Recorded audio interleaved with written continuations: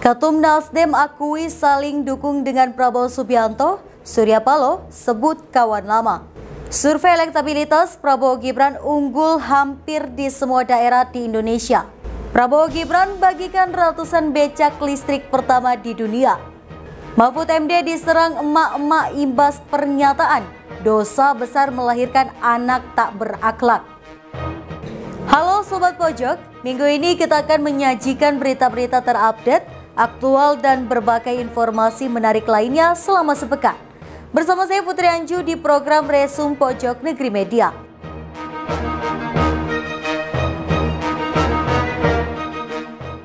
Ketua Umum Partai Nasdem pimpinan Surya Paloh akan mengalihkan dukungannya ke pasangan Prabowo Gibran jika Anies Baswedan dan Muhaimin Iskandar tidak lolos ke putaran kedua Pilpres 2024. Isu yang berhembus dari rekaman wawancara yang viral di media sosial TikTok dirinya dan juga Prabowo bersahabat dan berteman. Keduanya juga kerap saling memberikan dukungan di berbagai kegiatan. Berikut informasi selengkapnya.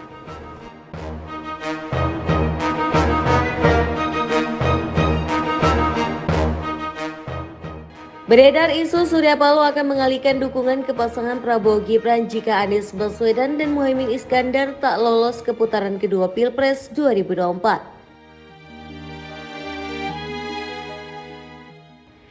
Dari rekaman wawancara yang viral di TikTok, Surya Paloh mengaku dirinya dan Prabowo Subianto bersahabat lama.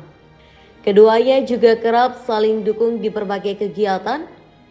Surya Paloh menuturkan dirinya dan Prabowo berkomitmen menjaga persaudaraan, berkomitmen berkompetisi dengan sehat dan menjaga situasi Pilpres 2024 untuk tetap kondusif, dan tak menutup kemungkinan saling mendukung. Berarti itu betul ya Pak ya? Ya saling mendukung. Oke. Di putaran kedua kalau calon bukan yang... putaran kedua ya, Oke. apa saja. Jadi pernyataan tadi pernah disampaikan Pak? Enggak juga, itu kan pembicaraan bukan pernyataan yang tertulis, terbuka. Tapi itu bentuk dukungan lah ya, ke Pak Prabowo sebagai kawan lama. Pak Prabowo pun diam-diam dukung saya. Oke. Kan saya tidak bisa utarakan apa permintaan Pak Prabowo juga pada saya. Ketua Umum Partai Nasdem Surya Paloh berkomentar soal peluang koalisi kubu Anies Baswedan dan Ganjar Pranowo di putaran kedua Pilpres 2024. Surya Paloh bilang itu tambah seru. Champions. Belum tentu. Bola masih bundar dan bulat. Dan ini sedang disepak satu sama lain. Salah-salah, ada pihak lawan yang bawa bola nendang ke golnya sendiri. Kita kan nggak tahu. Biasa dalam pertandingan kadang-kadang detik-detik terakhir dia salah. Biasa. Jadi itu bukan parameter kita. Surya Paloh menegaskan dia dan partainya sangat terbuka membuka koalisi dengan pihak manapun, termasuk merajut kembali hubungan dengan PDI Perjuangan. Namun, dia belum berencana bertemu dengan Ketua DPP PDIP Puan Maharani. Berbeda program, berbeda pandangan, isu politik, saya pikir itu wajar. Okay. Ya kan? Saya belum berjumpa dengan Mbak Mega, saya tanya apa Anda juga sepakat kalau memang masalahnya Nasdem ini harus dijadikan sebagai sesuatu yang katakanlah harus berhadapan dengan pemerintahan yang dibangun dengan koalisi yang begitu baik. Saya belum tentu barangkali jawabannya Mbak Mega akan sepakat juga. Semuanya kita sayang pada dasarnya, menjaga keutuhan pada dasarnya. Itu yang kita butuhkan. Karena ini memberikan implikasi sekali. Apa kita memang sudah taken for granted? Stabilitas nasional yang ada sekarang ini akan berjalan baik. Dan terus akan berjalan baik kalau kita tidak merawatnya bersama. Menjaganya bersama. Concern saya di sana. Anda ingin bertanya dengan Bu Mega tadi Anda katakan, tapi sampai saat ini tampaknya belum ada komunikasi ataupun pintu komunikasi yang terbuka antara Pak Surya dengan Bu Mega. Anda mengakui bahwa ada kebuntuan komunikasi antara Anda berdua? Belum, kena waktu aja. Kebuntuan apa? Saya tidak merasa ada kebuntuan. Ya berarti sayang juga. Toh pengenalan dengan Mbak Mega bukan lagi setahun 2 tahun ya. Kita hampir 40 tahun lebih begitu. Ya semua buntu berarti kita di Republik ini kan. Kita cari apa yang terbaik. Dari yang terkesan barangkali sulit, kita bikin jadi lebih mudah. Dari terkesan barangkali kita tidak pas, kita bikin pas. Saya pikir itu goal besar kita bersama. Anda berusaha untuk menjalin komunikasi nggak dengan Ibu Mega? Artinya meminta waktu untuk bertemu. Karena kan ini kalau tadi Anda katakan tidak ada kebuntuan komunikasi. Tapi publik dan juga masyarakat itu bisa melihat bahwa Nasdem dan juga PDI Perjuangan banyak berseberangan. Banyak memilih jalan politik yang berbeda. Gitu. Jelang pemungutan suara Pilpres 2024, elektabilitas pasangan Prabowo Gibran terlihat dominan. Terlihat hasil survei Carta Politika menunjukkan elektabilitas pasangan calon presiden dan calon wakil presiden nomor urut 2, Prabowo Subianto dan Gibran Rakabuming Raka, unggul di hampir seluruh wilayah. Berikut informasi selengkapnya.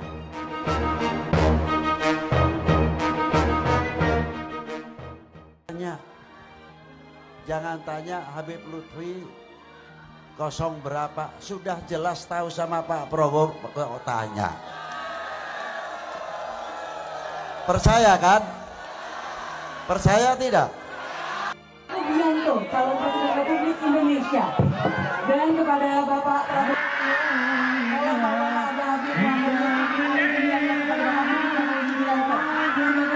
Simbolisasi atas dukungan penuh dari guru.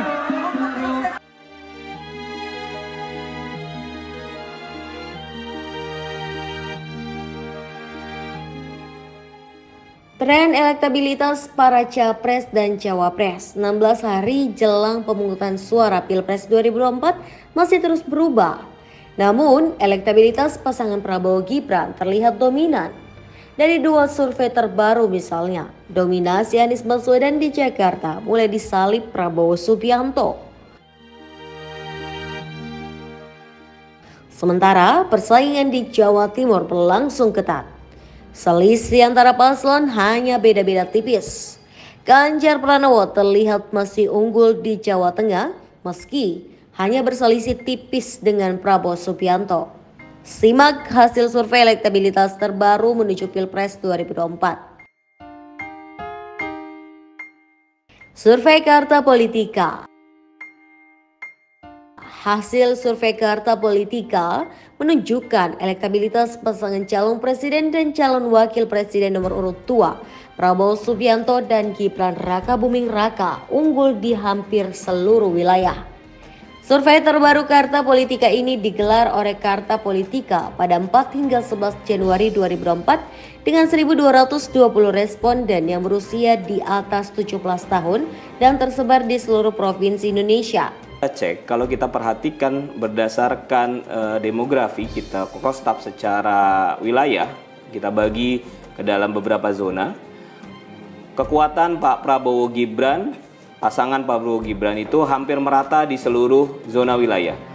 Hasil survei mengungkap Prabowo dan Gibran unggul di wilayah Sumatera, DKI Jakarta, Banten, Jawa Barat, Jawa Timur, Bali, NTB, NTT, Kalimantan, Sulawesi, Maluku, dan Papua. Namun, Prabowo Gibran masih kalah di wilayah Jawa Tengah atau Jateng dan Daerah Istimewa Yogyakarta atau DIY. Sebab wilayah Jateng dan DIY didominasi oleh pemilih Capres Cawapres nomor urut 3, Ganjar Pranowo dan Mahfud MD. Kekalahannya, walaupun kekalahannya tidak dominan, ada di wilayah Jawa Tengah dan wilayah DIY itu kalah dengan pasangan Ganjar Pranowo dan Mahfud MD. Dalam survei ini, elektabilitas Prabowo dan Gibran menempati urutan tertinggi pertama dengan angka 42,2%. Di urutan kedua diduduki oleh Ganjar dan Mahfud dengan elektabilitas di angka 28%. Kemudian, pasangan Capres-Cawapres nomor urut 1 Anies Baswedan dan Muhaimin Iskandar di angka 26,7%.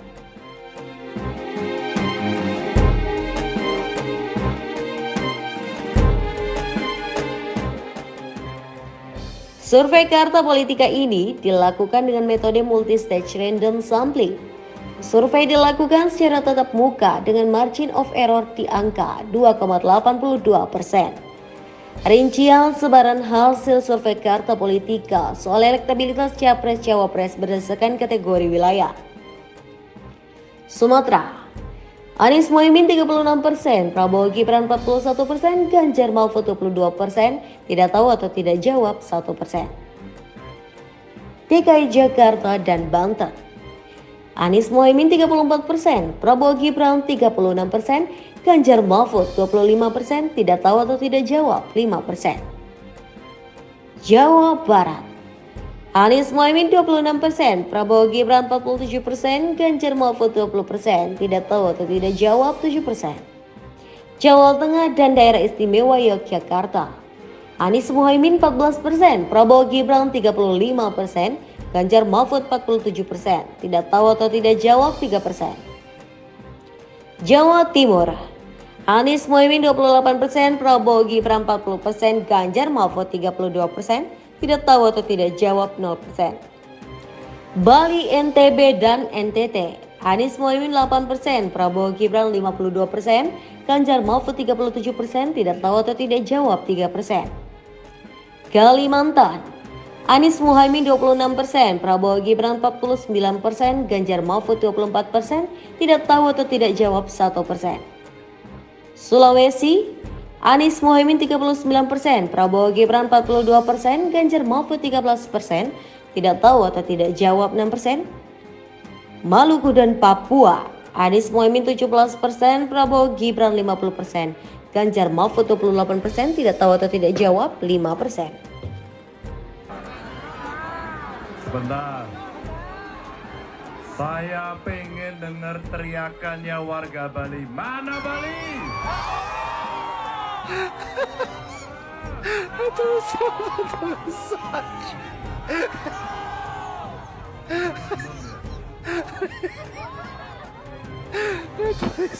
Kita doakan Pak Prabowo menjadi Presiden Indonesia 10 tahun. Kita doakan sehat. Tolong bantu bangun proyek-proyek pemerintah yang bisa mensejahterakan rakyat di tanah Majalengka ini. Pak Jokowi dengan rendah hati minta Pak Prabowo membantu dalam pemerintahan.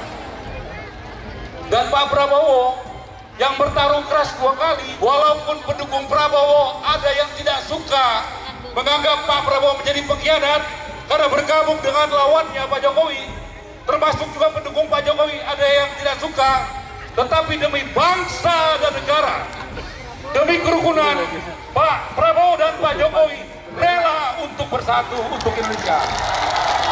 Kalau tidak ada Jokowi dan Prabowo, tidak ada contoh soal kerukunan.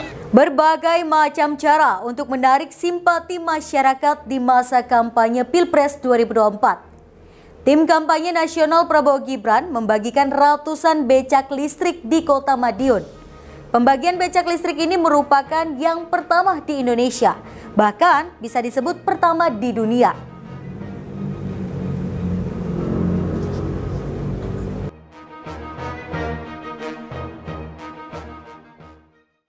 Sekretaris Tim Kampanye Nasional atau TKN Nusron Wahid menggelar kampanye kemenangan Prabowo Gibran di Kota Madiun. Dalam kampanye di lapangan Gulun, Nusron membagikan becak listrik kepada tukang becak di 7 kota kabupaten di Jawa Timur. Nusron mengklaim bahwa becak listrik untuk energi hijau di Kota Madiun merupakan yang pertama di Indonesia, bahkan bisa disebut yang pertama di dunia.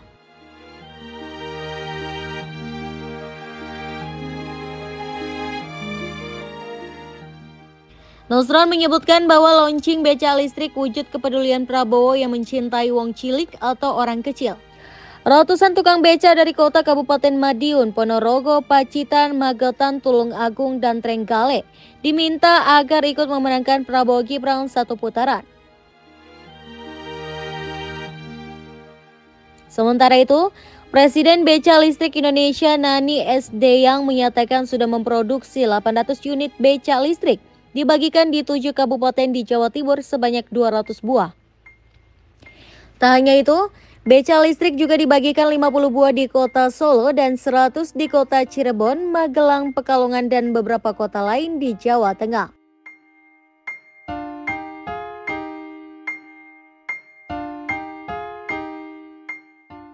Bantuan beca listrik diharapkan warga yang sudah manula makin giat dan semangat bekerja untuk mencari rezeki. Listrik dan saat ini yang sudah terdistribusi di Madiun dan sekitarnya nanti akan dibagi di 7 kabupaten, Kabupaten Kota Madiun, Kota Madiun, Kabupaten Magetan, Kabupaten Ngawi, Kabupaten Tulungagung, Kabupaten Blitar, Kabupaten Ponorogo, itu sekitar 300 beca. Kemudian yang sekarang juga akan segera dibagikan itu ada di Solo 50 beca, kemudian di Cirebon 100 beca. Selebihnya nanti akan menyusul di kota lain, antara lain Magelang, Pekalongan, dan kota-kota Jawa Tengah lain. Jadi beca listrik ini program yang sebetulnya sudah lama diinisiasi oleh Pak Prabowo sebelum beliau nyapres. Kita sementara ini tahap pertama di atas usia 65 tahun ke atas. Kenapa? Mereka kan sudah sangat sepuh, jadi tenaganya nggak ada, harus mengayuh tenaga ya, becak dengan ontel. Jadi kemudian kita berikan, saya usul ke Pak Prabowo supaya dibuatkan becak listrik.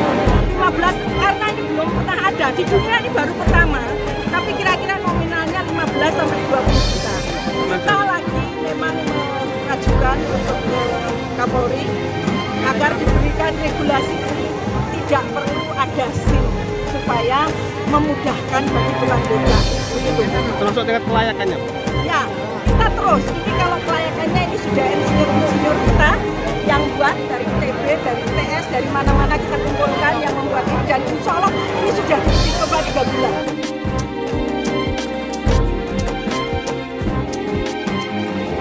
Becak apa? Becak apa? Becak metik listrik. Becak listrik dari siapa Pak? Dari Pak Prabowo. Pak gimana perasaannya dapat Ponorogo? Gratis apa itu? Gratis. Kalau sebelumnya punya becak, sudah punya becak metik saya di Ponorogo.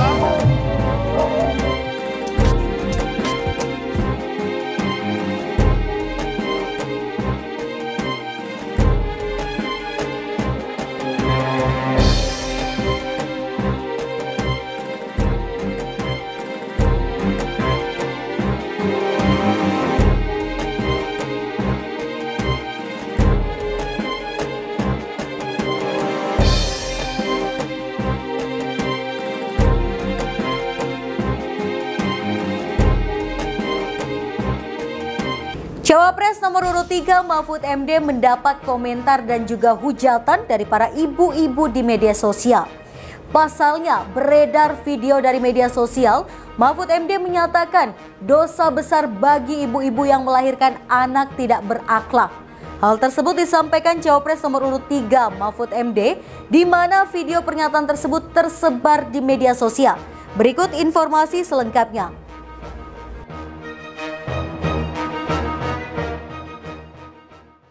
Media sosial tengah dihebohkan dengan pernyataan dari Cawapres nomor urut 3 Mahfud MD yang menyebut bahwa dosa besar bagi ibu-ibu yang melahirkan anak tidak berakhlak.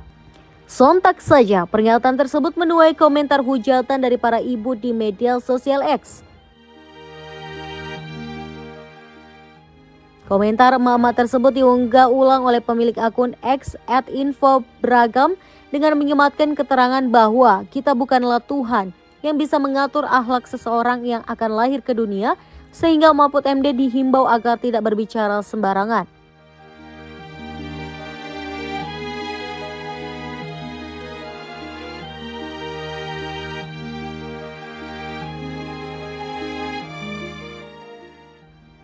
Video tersebut dibuka dengan pernyataan Mahfud MD yang menyebut bahwa melahirkan anak-anak tak berakhlak adalah suatu dosa besar.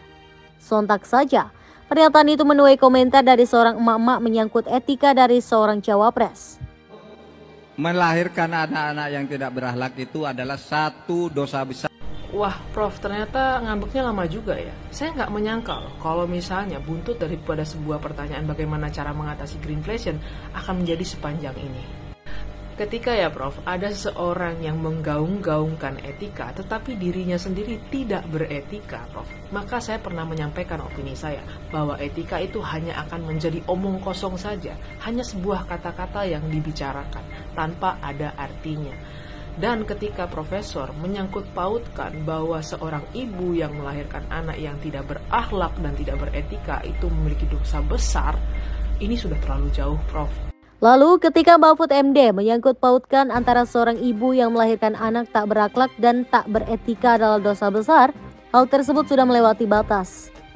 Sebab para orang tua tidak mungkin mengajarkan sesuatu yang buruk kepada anak. Bahkan, hal tersebut juga akan terjadi kepada Mahfud MD sebagai seseorang yang terpandang di dunia politik.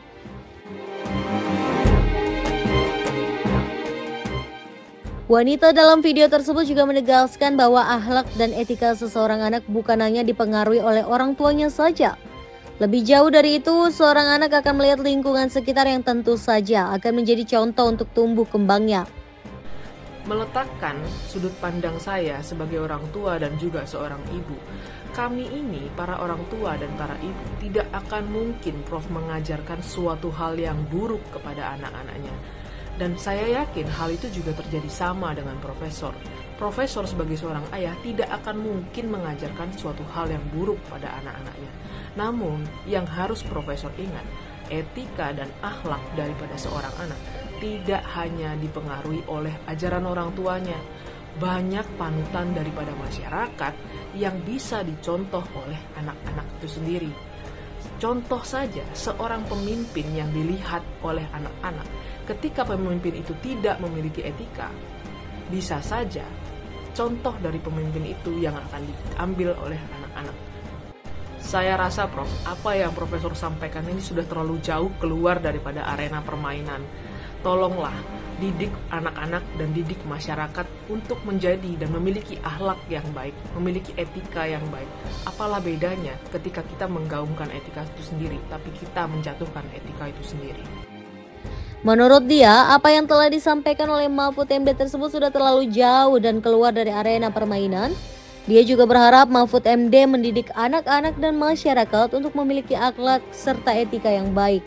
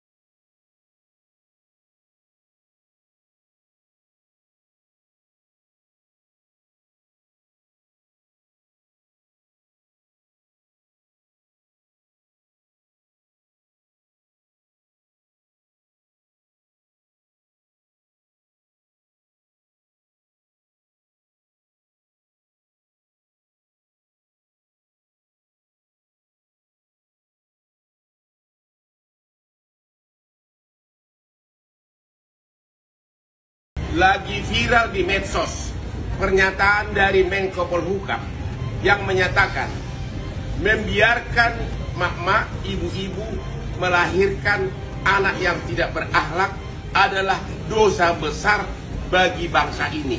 Ingat, ibu-ibu dan mak-mak. Dan itu pernyataan